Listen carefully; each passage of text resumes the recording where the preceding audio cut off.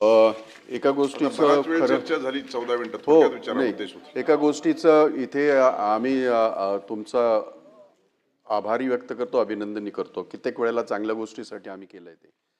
एका व्हॉट्सअपवरच्या मेसेजने आपण त्याचा कॉग्निझन्स घेऊन तात्काळ त्याच्यावर जी कारवाई आता आपण करायला निघालेले आहात त्याबद्दल तुमचं मनापासून या ठिकाणी मी कौतुक पण करतो आणि आभार पण व्यक्त करतो.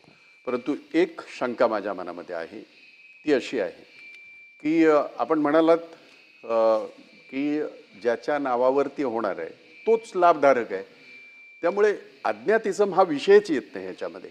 म्हणून हे जे कोणी तुमच्या खात्याच्या अधिकाऱ्यांची जी एक माळ लागेल, याला मोठी फटाक्याची माळ लागेल आणि तो तुम्ही हिंमत दाखवाल, आम्हाला खात्री आहे, आम्ही पाहिलं आहे ते.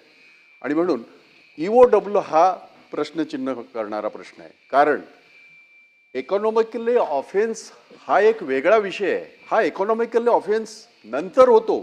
प्रथम सरकारी जमीन हडपण्याचा डाव.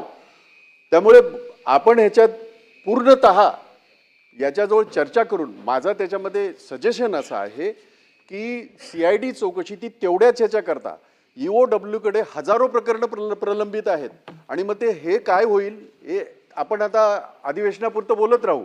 ते होईल, अधिवेशन संपलं की EOW त्याला मागे टाकेल. म्हणून माझी विनंती अशी राहील की CID चौकशी विशेष याच्यासाठी आणि कालबद्ध अशा पद्धतीची CID चौकशी करून आपण तात्काळ त्याच्यावर निर्णय घेऊन संबंधित त्या सगळ्या अधिकाऱ्यांवर कारवाई करणार का?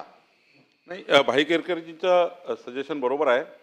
कारण गुन्हा दाखल झाला आहे. आता आर्थिक गैरव्यवहार याच्याकरता झाला नाही आहे की 200 कोटीचा होणार होता, झाला नाही.